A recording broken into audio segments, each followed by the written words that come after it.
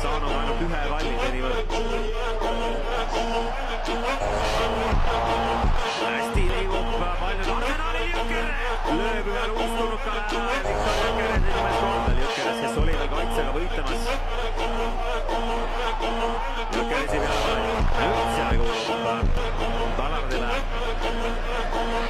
Jõkeres surve all. Esiliiga klubina. Kui tõidab endine Premier League'i klubi, praegune League One'i meeskond. 13 aasta tagune Seners. Alar võitleb kastis. Ja Allas oli Ivane. Arsenali ruumi ründamiseks. Arsenali ette on uutes raskustes. Reidino siiski, aga siit on kolmas kaamel. Jõkeres on täitsa vaba. Viktor Jõkeres sealt küll mööda ei löö. Ja tuleb Jõkeresi tumbel.